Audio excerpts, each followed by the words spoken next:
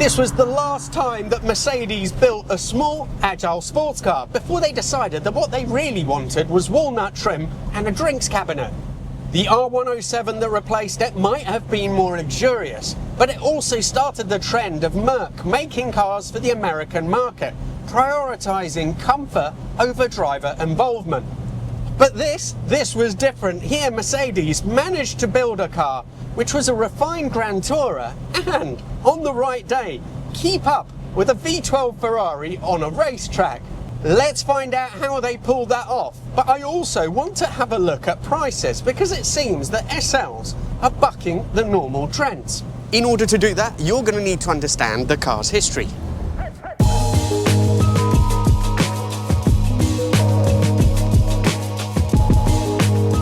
The W113, better known as the Pagoda, came out in 1963. It replaced the 300 and 190 SL.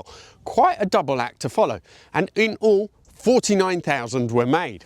Underneath, it shared its bones with the W111 saloon, with a wheelbase reduced by 30 centimetres or 11 inches to sharpen things up. The design was by Paul Brack and safety pioneer Bella Berenghi, who was also the man who came up with the concave roof, which gave rise to the nickname Pagoda. The weight saving was a serious business. Both the boot and the bonnet were in aluminium, and the doors weren't just skinned in it. The whole frames were actually cast alloy as well. As far as I know, that's the only car where that's ever been done. SL stood for super light or super light, except that, well, it wasn't. Because with the hardtop, this weighs in at 1,340 kilos, and that's not exactly Lotus territory. A Jaguar Etype weighed about the same, but with 265 horsepower compared to the Merc's 150, it was a far quicker car. And yet this was almost double the price at £3,611 compared to £1,967 for the Jag. Why? Because this was engineered and built without compromise. I love an E-Type, but when you sit in one of these, they make the Jag feel like it was assembled by a group of enthusiastic chimps. You also effectively got two cars in one. A weatherproof, refined coupe with the hard top on for winter, and then in summer, an open top roadster. So, two cars for the price of, well, two cars. And underneath, it was a technological showcase. It was the first sports car to get a passenger safety cell and engineered crumple zones. Even the interior design avoided sharp edges, and from 1967 onwards, they got a collapsible steering wheel, all to help improve safety.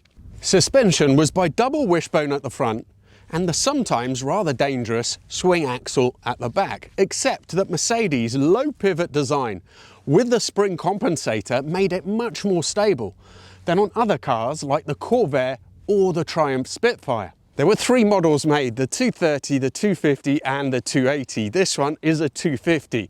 It was only made for 1 year, so it's amongst the rarest of all of them. It had the stiffer setup of the earlier cars, which kept the innate sportiness and agility, but with a big 2.5 litre engine for more torque, and it had disc brakes all round. It still produces 150 horsepower, which is the same as the 2.3, but with the greater torque, it makes it much more flexible. It also still uses the Bosch mechanical fuel injection, which descends from the 300 SL. Real wizardry for the time, and a complete nightmare for your mechanic today. Mercedes even proved their point on track. In 1963, they took this to the Monterey circuit in France, where it lapped in 47.5 seconds. Ex-Grand Prix driver Mike Parks took a Ferrari 250 GT around the same circuit and lapped it in 47.3. Just 0.2 of a second off. So basically, this refined little convertible could match a Ferrari GT on pace. Let's see if it still feels this good today. And I also want to talk to you about an anomaly when it comes to the values of these now.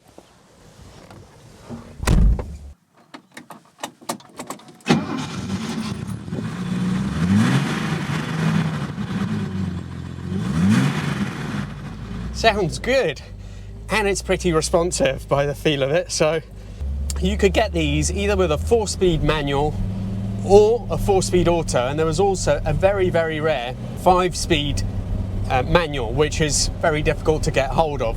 This one has the 4-speed automatic, but they're supposed to be, actually they're quite well regarded and quite responsive. They're a bit of an oddity because they have a fluid coupling, but they don't have a torque converter, so very unusual if you're looking at traditional automatic transmissions of the time.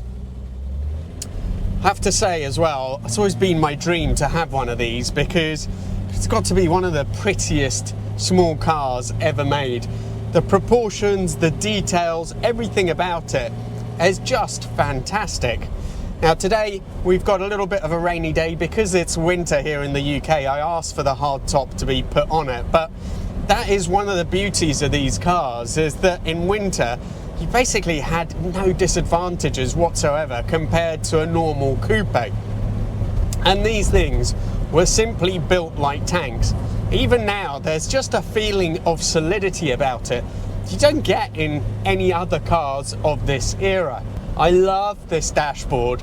I know it's supposed to be safety. I can't really see it. They say all the, the sharp edges were taken out apparently, and maybe you've got a rounded bit here, but I don't know how much safety there is about it, but it looks glorious. And from this time, I think a lot of other Mercs had it as well.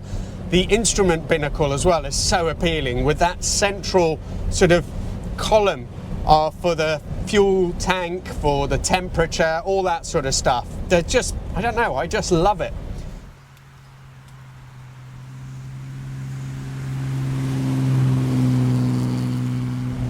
Now, if you look at the detailing as well, it's got some lovely little touches. These little eyeball vents here, they're made out of solid metal, and they're just beautifully crafted things. I think that's for the fresh air, and then next to it you have the vent which will bring in the heated air as well. The heater controls are all there, and it looks like the hot controls are actually dual zone already. So you have one here on the left and one on the right, and on top direct the air above and below, and then the cold air feed here.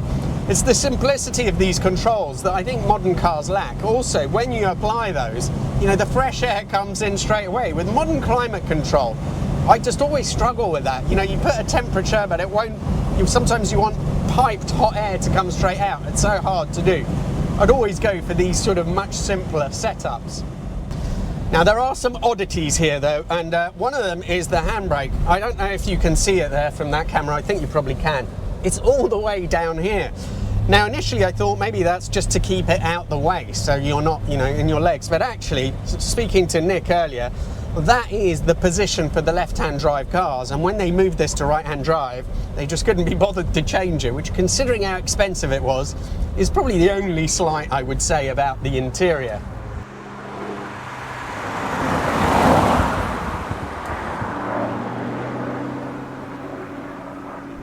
One of the big problems with these cars though is that parts are really expensive. So for example, Nick, who owns this one, he's had to replace the fuel pump, and it's not like a normal fuel pump. It's high volume and low pressure, so it's not easy to just buy a different one. You kind of have to use the Merc one, and that alone was £1,000.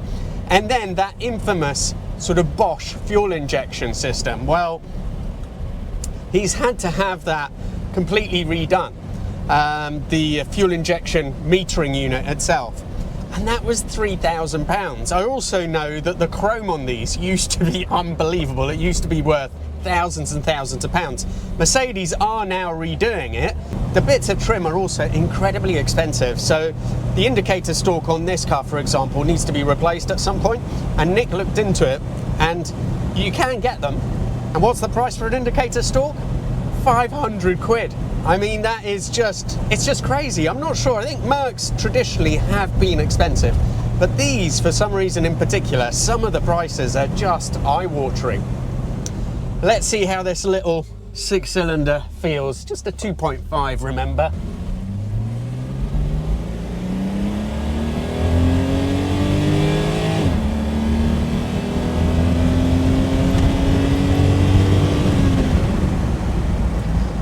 Wow, well, that really did hold on to the gears up until about 6,000 revs it changed up. And just think, go back to, you know, the 1960s and drive something like this. My God, you'd have to be just so impressed. In terms of, you know, how fast it feels now, it doesn't feel that fast. I wonder how much quicker the 4-speed or definitely the 5-speed would be. I think apparently the 0 to 60 was the same, but I suspect that they would definitely feel quicker than with the auto gearbox. I feel really at home in it though. The driving position is great. You've got this big wheel in front of you, and that's one of the things that maybe ages it a little bit, because modern cars don't have wheels of this size. The weighing of the steering is just absolutely spot on. You could get these with power steering, but I didn't really check when I was at parking speeds. I don't know if this has it or not. Certainly you can't feel it while you're driving. It doesn't rob you of any feel. There's loads coming across. You have the two little sort of scallops at the front going to the headlights, the two humps, and it's just a dinky, lovely little sports car. Now these are considered quite sporty by the standards of what came after them, certainly the 107 SL, which was just quite a big lump of a thing. It's not my favourite car really at this point in time. I had one for a while years ago, and I just found them to be, well, they're just too sort of centred on comfort to the detriment of everything else. But this, it just feels right. It still feels small enough to be fun. And apart from the fact that the steering wheel is really rather large, the driving experience isn't that alien for a car that goes back to the 60s. Now they're supposed to be quite fidgety compared to the more modern Mercs, but you know, especially the 107 that followed it. But it still feels like a comfortable car. Let's just take it up through the gears again.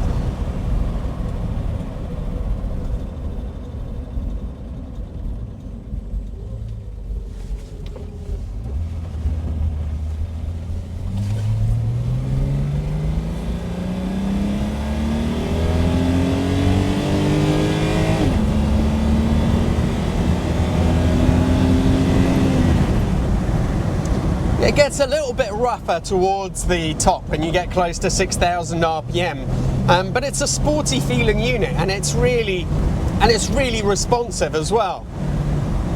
See what it's like again going through the tighter S bend. The steering isn't particularly quick, and it still feels like it's quite a heavy thing, but really it has a poise that would be largely missing from the 107.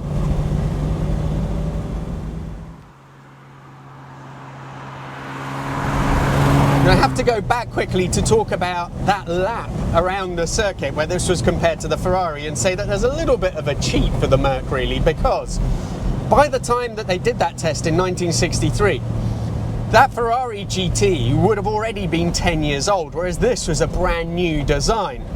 Having said that though, it was driven by an ex-Grand Prix driver, Mike Parks, whereas the Merc was just driven round by Mercedes' head of design. So I don't know really, or chief engineer I think, rather than head of design, so I guess they cancel each other out. Either way, this was a very capable car. Now from the various versions that were made, the 2.3 I think is considered the least desirable. I guess that's because of the lower power, but as you go on they added weight. So as I mentioned earlier, this 2.5 retained the stiffer suspension of the 2.3. So it's a little bit more chuckable. The 2.8 that came later went more and more towards being a GT rather than an out-and-out sports car. But if you're looking for one, I was talking earlier about the anomaly in prices. Now, there's a cycle with classic cars that the younger generation who can't afford them buy them later on when they're in their 40s and 50s. You know, the family sort of flies the nest, the kids fly the nest, they have a bit of disposable money, they're earning more than they used to, and so they can afford them, and it brings the price up. Then as that generation thins out or dies off, the values of those cars dip again. And that's precisely what's been happening, I think, with cars generally, with cars from the 60s and early 70s. At this point in time, if you were looking for one, you'd have to, they seem to start around £60,000, and then they're sort of between 100 and 150 is the widest pick, and they go up to even 250 for the outlier examples. Now, what I find odd about that is that whilst, for example, the Etype, which is a contemporary of this, has definitely been dropping in value, I just haven't seen that with these particular cars. Okay, so let's assume for the moment that I am right about these bucking the price trends. Why is it that I think that they're doing that? Well, I think there's a few reasons. The first is that it's just so different from anything that came after. The R107 is definitely beloved by some, but when it comes to the way it drives, this is so different. This is an agile little sports car. Not just that, but these are iconically just timelessly pretty things. There's not a bad angle on these little cars. And again, in that way, I think they differentiate themselves from anything that came after. The third thing is that they're pretty usable. That mechanical injection, yes, it can be a bit of an issue if you're setting it up and doing that, but it just works so much better than carbs in terms of having it as a day-to-day car. Makes them more usable because many of them were automatics as well. As a classic car for people who aren't into classics, with that auto gearbox, it's really easy to drive. Anybody could do it. You don't have to make many allowances for the fact that it goes back to the early 60s. Whatever the reason, it does seem that SLs are keeping themselves a rung above classics from the same era. Now do check out, talking about that, the absolutely beautiful convertible E-Type that I reviewed a couple of years ago. Click on that. Huge thanks for Nick for bringing this down today, and look forward to seeing you all for the next video.